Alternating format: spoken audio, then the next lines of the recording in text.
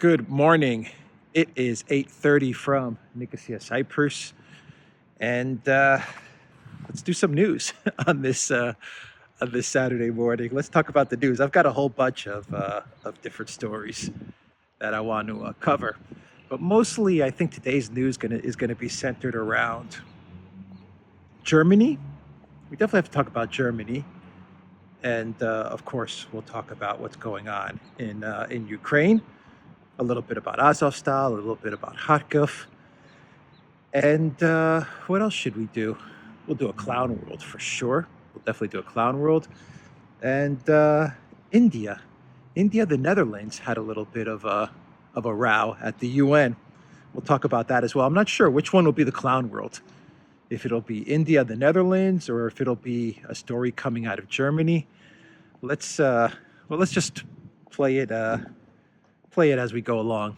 Let's just see what happens, and we'll take it as it comes. So let's talk about what do I want to talk about first? Let's talk about what's going on in Ukraine on the ground, and we'll cover that real quick. The first thing I want to talk about is Azovstal. So we have to talk about Azovstal, and I think the interesting story there is you definitely have two narratives. You have the narrative coming out of Russia that they're not really doing anything in Azovstal. In other words, they're not shelling it and they're not going in. And then you have the Ukrainians who are saying that the Russians are shelling it and they're going in. So you have two different narratives going on in Azovstal. But I believe the really interesting fact that we have now found out with regards to Azovstal is that, without a doubt, the NAZI Azov guys were holding the civilians as hostages. I think now this is indisputable. And I say that because we have reports, credible reports, confirmed reports, that the NAZIs have told the Russians that they will exchange civilians for food and medicine. And so I think this kind of clears up the question as to whether the people in Azovstal were there, the civilians were there because they were the families of these NAZIs and these Ukraine military guys stuck in there, if they were there because they wanted to be there, or if they were hostages. And I think now it's pretty clear that the civilians in Azovstal are hostages, because when you say, give me food, give me medicine, and then I'll release these people, well, that's the definition of what being a hostage is. So I think now that is cleared up, that the people in Azovstal were indeed hostages, or at least most of them were indeed hostages. Someone's throwing away a lot of bottles. So yeah. And that's actually, that's going to be one of my clown worlds. I'll get to that though towards the end. And because I think in this edition I'll have two clown worlds. Most likely I'll have two clown worlds. So Kharkov. What is going on in Kharkov? Well, there are reports, credible reports, that the Russian military had taken over some villages outside of Kharkov, and that they are now retreating from those villages, and that the Ukraine forces have been able to push those Russians out of those villages. The Russian forces, actually, to be more specific and to be more precise, the Donetsk and Lugansk armies were fighting in and around these villages, and they had taken over these villages that were pretty much empty. I mean, they weren't populated by anybody, from what I understand, like just empty villages for the most part. But the Russians were there, and Ukraine started to hit at these villages, started to attack these villages, and from what I understand, the Ukrainian offensive has resulted in the Russian forces, the DPR, the LPR, to retreat from those positions. Now, once again, we're dealing with areas in and around one of the big cities, Kharkov. We're dealing with the fact that this retreat may be something along the lines of maneuver warfare, like what we might have seen in Kiev, what we possibly saw happening in Kiev during the start of the war. This may also be a strategic or a defensive retreat, but either way, it is showing that Ukraine still has some juice around the cities. I mean, they're still able to hit back at the Russians in and around these big city centers. And I think it's also showing that that the Russian military, well, let me say two things, at least in my opinion. It's showing that that the Russian military hasn't quite gotten a hold of how it wants to go about dealing with big cities, or at least for us on the outside looking in, it appears that the Russian military is doing stuff in and around big cities that we don't fully understand. And I'll go back to the beginning of the war with Kiev, and now you're seeing kind of the same thing happening in Kharkov, though to a lesser scale.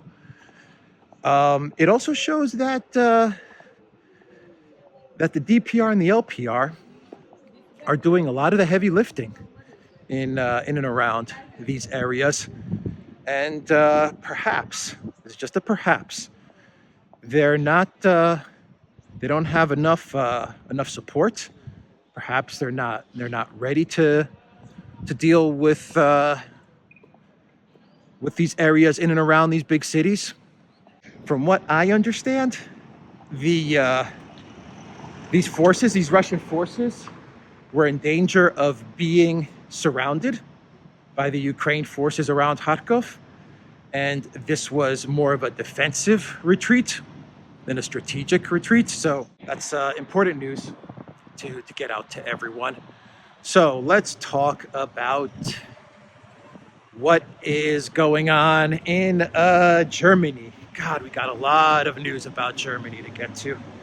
A lot of little news, but basically the general theme is that Germany is crumbling. The German economy is crumbling. And German industry, they are sending warnings to the German government, and they are saying, you guys need to stop. You need to stop these sanctions. You need to stop these oil embargoes. You need to stop cutting Russia off from the European Union, because to be quite honest, the German economy will not survive this economic war of attrition with Russia. They're being very, very plain and very upfront about it. And I've got some stories that I want to pull up. I mean, headlines and excerpts, which I think paint a very good picture as to the problems that Germany is going to be facing if Olaf Scholtz and the Green Party that is running the country, if they continue on this course, then Germany is going to be in a world of hurt. So let me pull out my phone here so I can read these headlines and these excerpts from various news sources. And let me wait for the green signal here so I can cross the street in downtown Nicosia here. All right, let's do it. Okay, and let's find a good place to sit down and talk about these news items.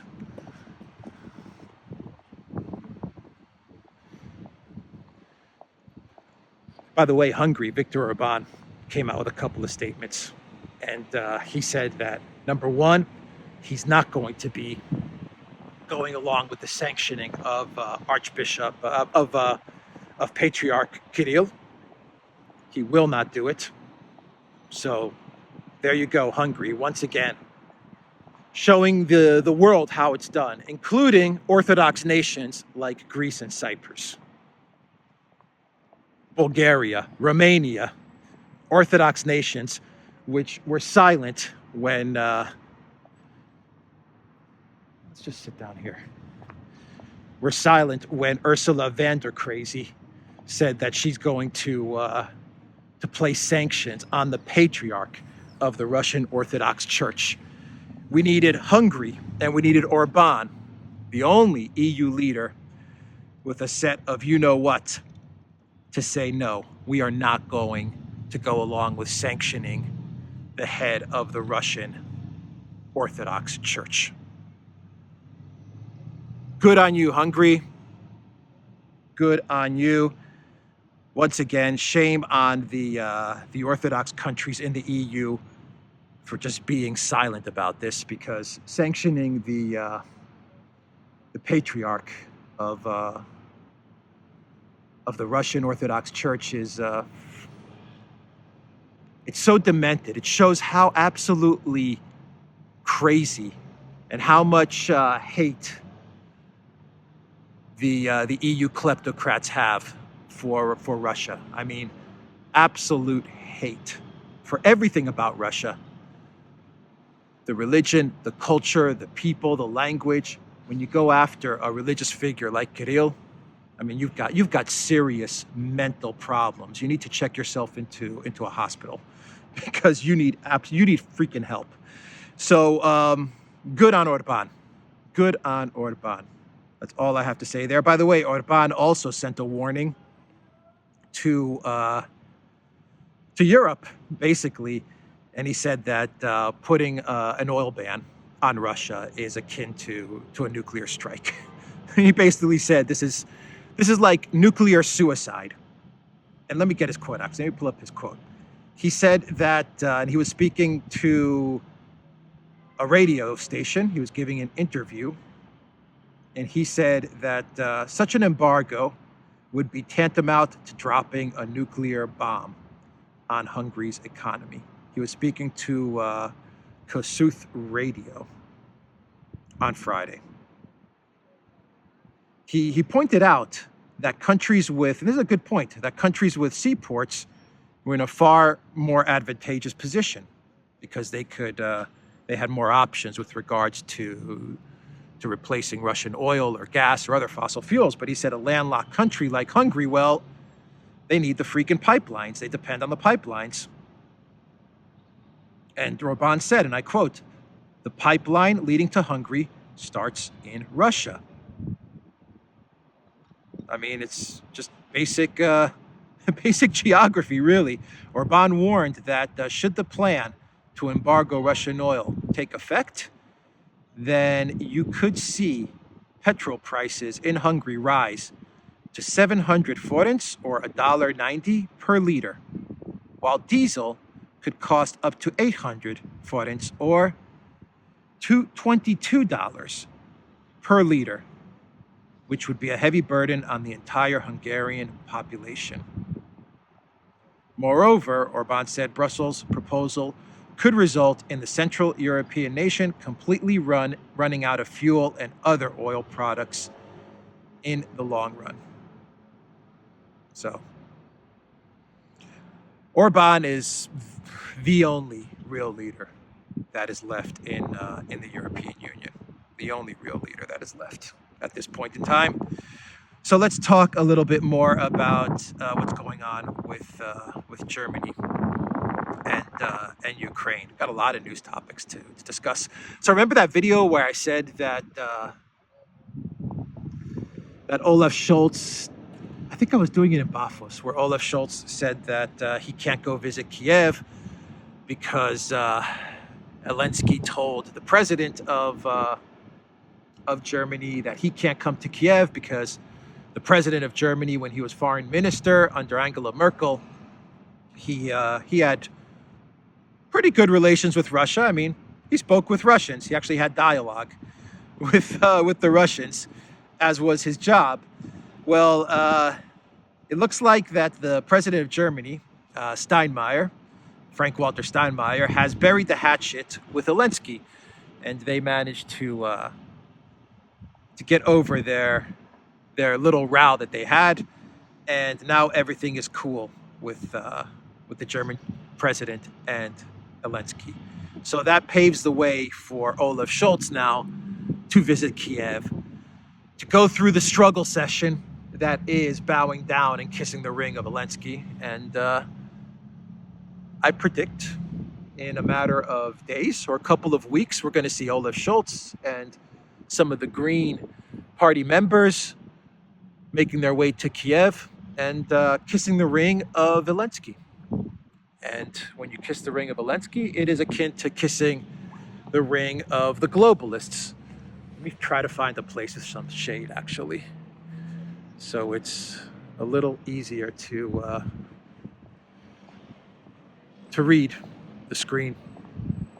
Not much shade here, but I think I'll find a spot. I think I found a spot.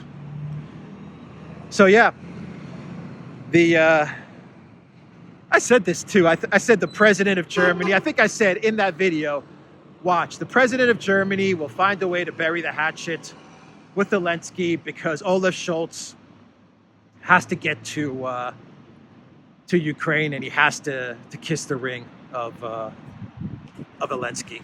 So this was inevitable. Another diplomatic row that seems to have been solved is the one between Russia and Israel. By the way, that diplomatic row seems to have been resolved.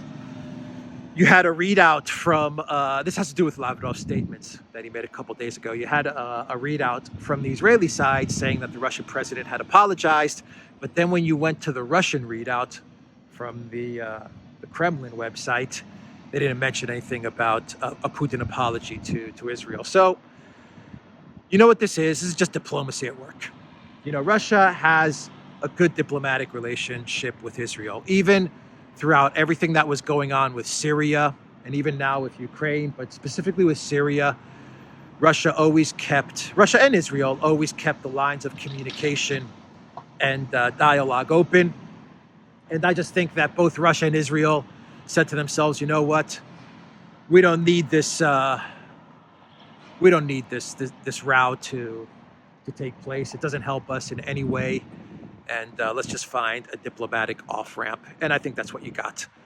The Kremlin is able to put out a readout and say that everything has been resolved without having to put in the readout that they apologized. So they save face. And the Israeli government gets to put on their readout that the Russians apologized and they save face. What really happened? Who knows? Who knows? But it gives both countries an off-ramp to resolve the issue and to continue to have dialogue and friendly relations. And that's how diplomacy is done. Each country gets an off-ramp. Each leader in each country is provided a way to save face, to retain positive public opinion, and the countries can go back to doing what they're doing and to deal with other more pressing problems. And I think this has been a good case of how diplomacy is done when certain flare-ups happen. So that's also been resolved. Back to what's going on in Germany. You have the news that Germany may be facing petrol problems, petrol shortages. The eastern part of Germany will face petrol shortages if the EU adopts an embargo on Russian oil. This is according to the Federal Minister of Economics, Robert Habeck, is what he said in a TV interview on Wednesday. And I quote Mr. Habeck, who's a Green Party member. He said, "It cannot be ruled out, unfortunately. I have to say that there will actually be shortages. There may be a short period of low oil and therefore low fuel availability." A lot of these shortages are going to take place in the east of Germany, because in the east of Germany, they are very dependent on Russian imports. Specifically, the eastern part of Germany is supplied by Schwedt Refinery, and it's one of the largest crude oil processing facilities in Germany and provides 90% of the gasoline, diesel, and fuel used in Berlin and the state of Brandenburg. If the embargo is approved, the refinery may have to shut down, is according to Deutsche Welle. You also have reports that German industry is struggling to replace Russian imports. German industrial companies are finding it impossible, and that's a quote, or not economically viable and only partially possible to replace imports from Russia, Belarus, and Ukraine. When asked, this is a poll which was taken by the IFO Institute, when asked if they'll be able to substitute deliveries from those countries, 13.8% of the German companies polled said that this was not possible at all. Another 16.3% pointed out that finding other sources of supplies was not economically viable. And a staggering 43.4% of the companies polled confessed that replacing deliveries from Russia and its neighbors would be only partially possible. Only 13.8% said that the situation won't cause them any troubles. Quote, changing sources of supply is a headache for many companies, IFO researcher Klaus Wohlrab said, pointing out that supply chains and production processes that have been tried and tested for years often cannot be reorganized overnight. Exactly. And finally, we'll wrap up this short segment on Germany and Ukraine. And we'll wrap it up with an update to a clown world that I did, which has to do with the president of Germany and the fact that Olaf Scholtz was not going to Kiev to kiss the ring of Elensky. Well, the update here is that the Ukraine ambassador in Germany, who called Olaf Scholtz, what did he call him? A sultry liver sausage? Well, after the Ukraine ambassador to Germany was asked, okay, now that the German president and Elensky have buried the hatchet, and Olaf Scholz is now clear to visit Kiev, he hasn't made an announcement that he's going to visit Kiev. This is my prediction that Olaf Scholz will visit Kiev, but he obviously now has the green light to do so because the president of Germany and Elensky have resolved their mini dispute. They asked the Ukraine ambassador, now that all of this has been resolved, do you take back what you said about Olaf Scholz? And the Ukraine ambassador said, no, I don't. He is still a sultry liver sausage. What we've created in Ukraine is an elite class, a political class of spoiled brats. They are spoiled brats. Yeah. Absolutely. The Mexican president, Obrador, realizes that the collective West has created a bunch of spoiled brats.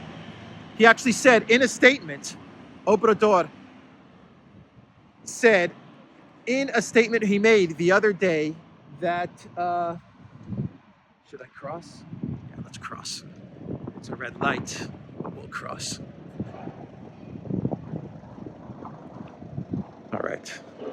Obrador said in a statement that all the money that is being funneled to Ukraine, all the billions, has been funneled so quickly to Ukraine that it's kind of left him shocked because the U.S. was never giving any type of financial aid at this scale to Mexico or to Central America.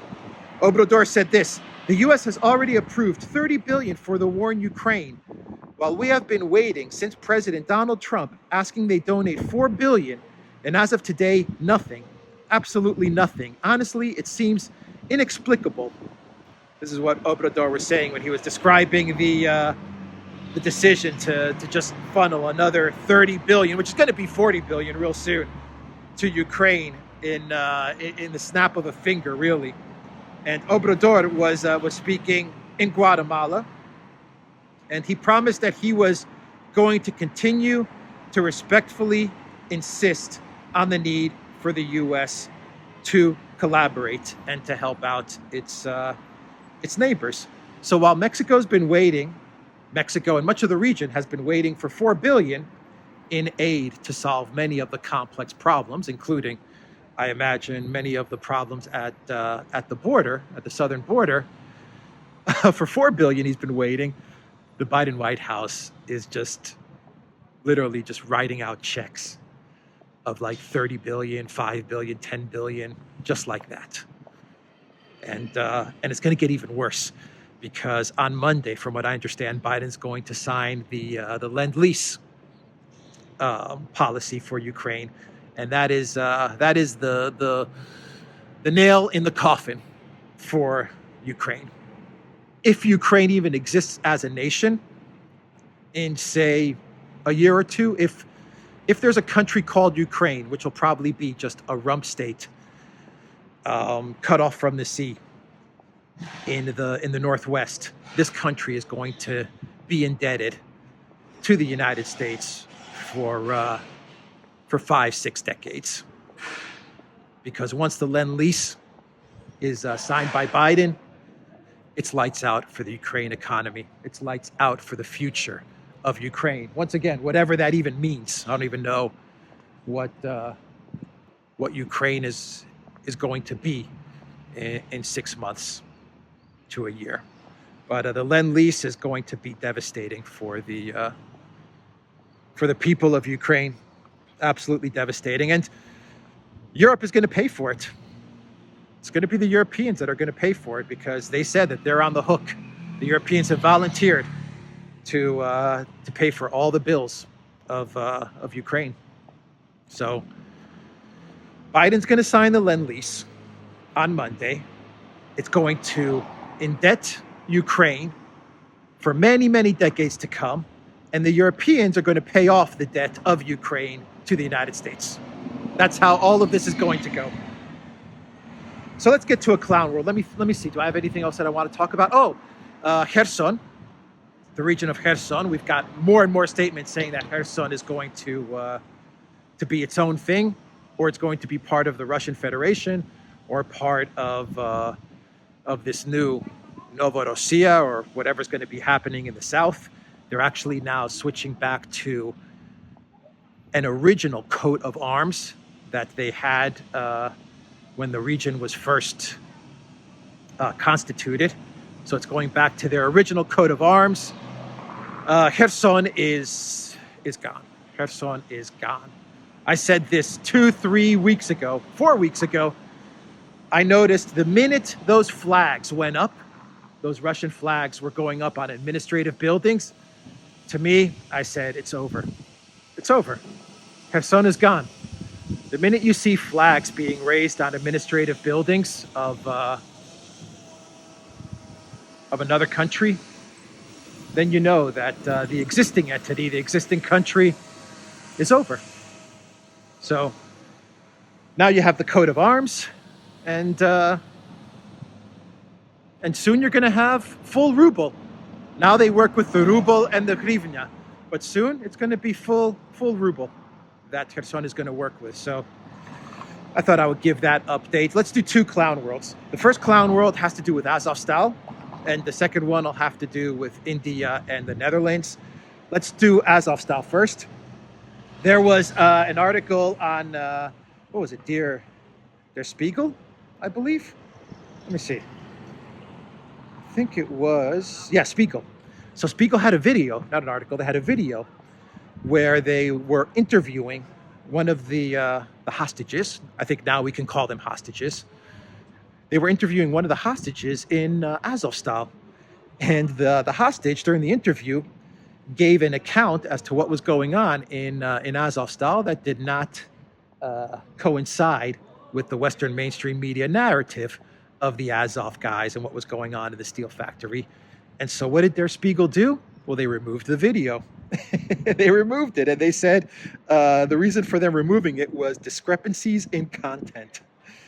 People caught on to the fact that Der Spiegel tried to cleverly memory hole this video, and they called them out. So Der Spiegel was trying to hide the first-hand eyewitness account of what was going on in Azovstal. Der Spiegel was trying to memory hole it and hide it from the public. Why? Because Der Spiegel is lying about the war. That's why. And they didn't want this hostage to tell the German people exactly what was going on in Azovstal and who the Azov guys in the steel factory really are and what they were really doing to the people trapped there. She said in the interview, she said that when they wanted to leave, the Azov guys were not letting them. They were scaring them. They were warning them that they would get shot by the Russians, shot by snipers, that all kinds of bad things were happening, and they were just basically terrorizing them. Let me see if there's a quote here. So the lady in the interview is, her name is Usmanova, and she told reporters that Azov militants kept us in the bunker for 2 months and did not allow her family to leave using the humanitarian corridors established by Russian troops. Quote, they hid behind the fact that they are supposedly concerned about our safety, Usmanova said, according to a German translation, adding that her family was repeatedly yelled at to go back to the bunker. And Usmanova said in the interview, and this is a quote, Ukraine has died for me as a state. And so Spiegel removed that video. They're trying to cover up their lies, because when you get the truth and the truth doesn't fit their narrative, well, they just try to cancel the truth. So that is what's going on with Der Spiegel in Germany. And now let's go to the second clown world, and this one has to do with India and the Netherlands. Let me see here. 1 second. There we go. Because I want to get the quotes, the tweets for this one.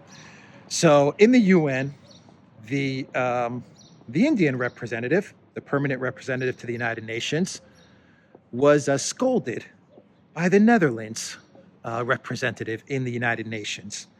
And the Netherlands representative lashed out at the Indian representative because he's frustrated at the fact that India continues to either vote against the collective West or votes to abstain. And when you vote to abstain in the UN, it's pretty much a vote against. And the representative in the Netherlands finally broke. He finally broke and he lashed out at the Indian representative in the United Nations. And here is what the representative of the Netherlands said to the representative of India. He said that India should not have abstained from votes pertaining to Russia and the war in Ukraine, and that it should respect the UN Charter. That's a direct quote. That India should respect the UN Charter. In other words, the representative of the Netherlands is saying, vote the way we tell you to vote. Vote the way we tell you to vote.